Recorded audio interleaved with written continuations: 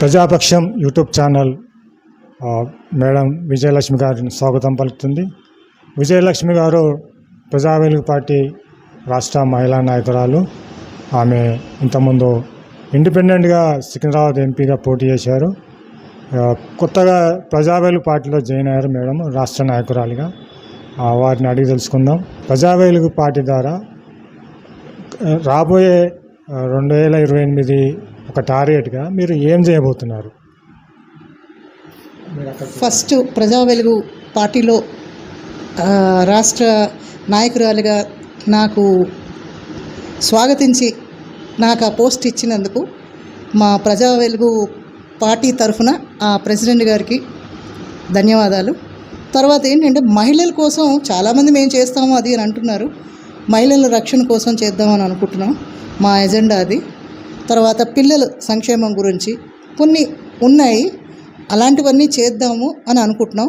కానీ దీనికి ప్రజల సహకారం మాత్రం మాకు చాలా అవసరం. ప్రజలు అండదండ కనుక మాకు ఉంటే మేము ప్రజల కోసం పని చేయడానికి మా ప్రజా వెలుగు పార్టీ ఎప్పుడూ కూడా ముందుకు వస్తుంది.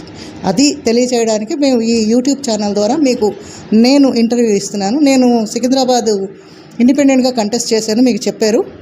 నెక్స్ట్ ఏంటంటే ఈ పార్టీ తరఫున నేను మీరందరూ కోరుకుంటే కనుక నేను మళ్ళీ కంటెస్ట్ చేస్తాను. రాజకీయాలు అంటేనే డబ్బుతో ముడిపడి ఉన్నవి. మరి డబ్బు లేనిదే రాజకీయాలు చేయలేము. మీరు ఏ విధంగా మరి డబ్బుకు సంబంధం లేకుండా రాజకీయాలు ఏ విధంగా చేయాలనుకుంటున్నారు? మీరు ఒక న్యాయవాది వృత్తిలో ఉన్నారు, మరి మీకు మంచి అవగాహన ఉంటుండొచ్చు. మరి అది ఏ విధంగా చేస్తారో కొంచెం చెప్పండి. కరెక్ట్ అండి, డబ్బు లేకుండా ఏమీ చేయలేము. ప్రస్తుత పార్టీలు అందరి దగ్గర డబ్బులు ఉన్నాయి. కానీ ఒకటి మాత్రం చెప్పగలను నేను, ఎందుకంటే మనకన్నా ముందు చాలామంది ముఖ్యమంత్రులు వాళ్ళు వచ్చారు. ఎవరో అక్కర్లేదు. అంజయ్య గారు ఏం చదువుకున్నారు? ఆయన దగ్గర ఎన్ని కోట్లు ఉన్నాయి? లేవు కదా.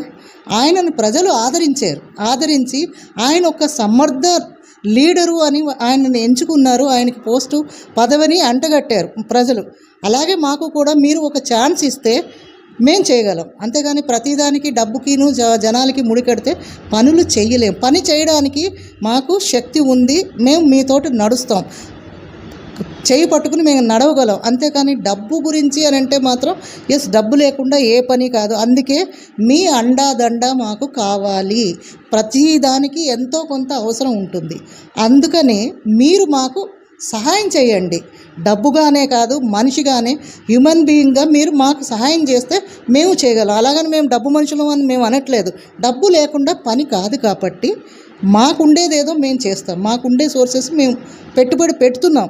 అది సరిపోకపోతే మీలాంటి వాళ్ళు పెద్దల వాళ్ళు ఉంటారు కదా, ఆ పెద్దలు కూడా మాకు సహాయం చేసి మమ్మల్ని నిలబెట్టి మమ్మల్ని ముందుకు నడిపితే కనుక మేము మీకు ప్రతి పనిలోని మేము సహాయం చేయగలం, మీకు అండదండగా ఉండగలం. మీకు ఏదైనా సమస్య వచ్చింది అని అంటే మేమైనా, మా పార్టీ ప్రెసిడెంట్ అయినా, మా మొత్తం మెంబర్స్ అయినా మేము అర్ధరాత్రి అయినా వచ్చి మీకు హెల్ప్ చేయడానికి నిలబడతాం. ప్రజలు అనేక సంక్షేమ కార్యక్రమాలకు లొంగిపోతున్నారు. అన్ని ఉచితాలు కావాలని అంటున్నారు.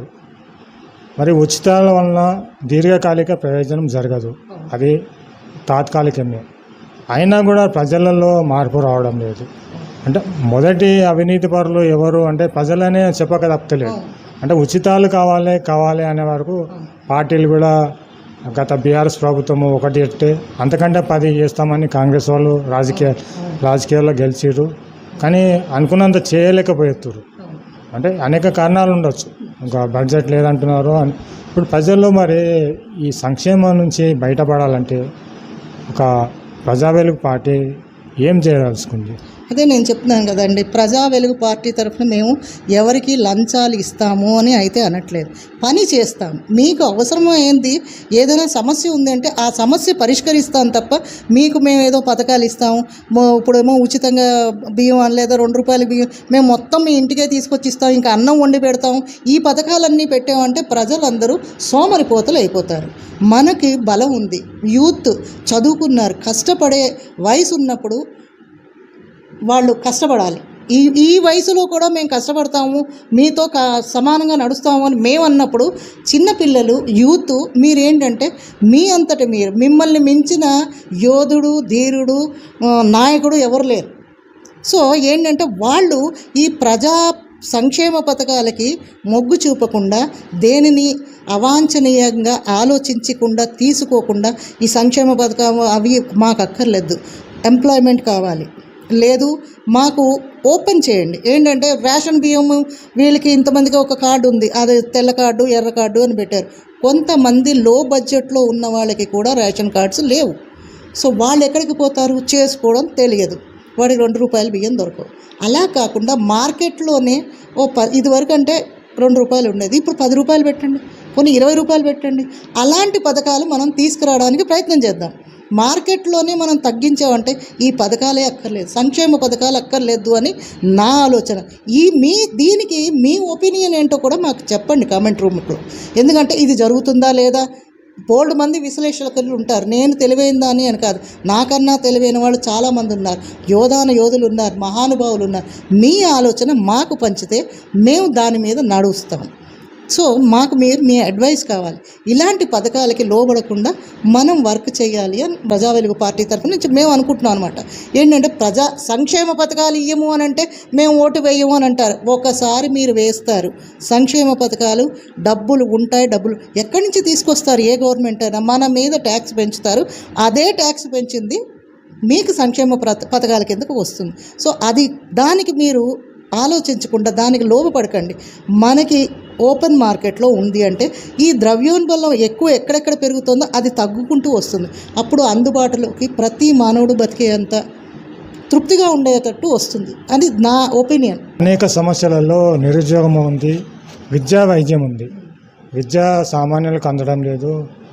వైద్యం అంటే ఉన్నాయన్ని ఆస్తులన్నీ అమ్ముకోవాల్సి వస్తుంది ఎప్పుడైతే కుటుంబ పెద్ద అనారోగ్యంతో ఉన్నప్పుడు.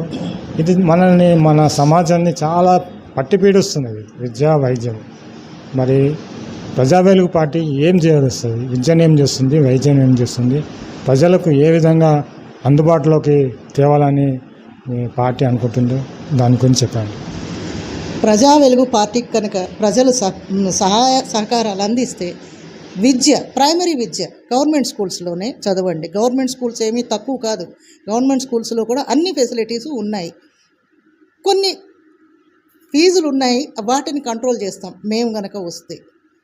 మాకు పార్టీలో నుంచి ఎవరు గెలిచినా నేనే గెలవాలి అని లేదు, మా పార్టీ తరఫు నుంచి ఎవరు గెలిచినా ఫీజులు దాని మీద వైద్య ఆరోగ్యం ఏంటంటే ప్రతి తెల్ల కార్డు మీదకి ఆరోగ్యశ్రీ కార్డు ఇస్తారు, అది దాని మీద మెన్షన్ చేయాలి. ఈ హాస్పిటల్కి వెళ్తేనే ఇది నడుస్తుంది, వేరే దానికి అక్కడ పేషెంట్ చావు బతుకుల్లో ఉంటాడు. అక్కడికి వెళ్ళిన తర్వాత వాళ్ళు ఏమంటారంటే ఇది ఇక్కడ చెల్లదు, ఇక్కడి నుంచి ఇంకో దగ్గరికి you have to mention it clearly. దాంట్లో కనుక మెన్షన్ చేస్తే ఆ పేషెంట్ బతికే ఛాన్సెస్ 100% ఉంటాయి. వాళ్ళకి తెలివి ఉండదు, ఎందుకంటే అందరూ ఎడ్యుకేటెడే కాదు. ఆరోగ్యశ్రీ పథకాల కింద మీరు ఇచ్చినప్పుడు వాళ్ళకి కంపల్సరీ దాంట్లో మెన్షన్ చేయాలి, ఈ హాస్పిటల్కి అయితేనే ఇది చెల్లుతుంది అని కొన్ని లిస్టులు ఉంటాయి. ఆ లిస్టులు వాళ్ళకి ఇచ్చేస్తే అదే హాస్పిటల్కి వెళ్తారు. ప్రతి హాస్పిటల్కి చెల్లుతుంది అని మనకి దివంగత ముఖ్యమంత్రి గారు రాజశేఖర్ రెడ్డి గారు చెప్పారు.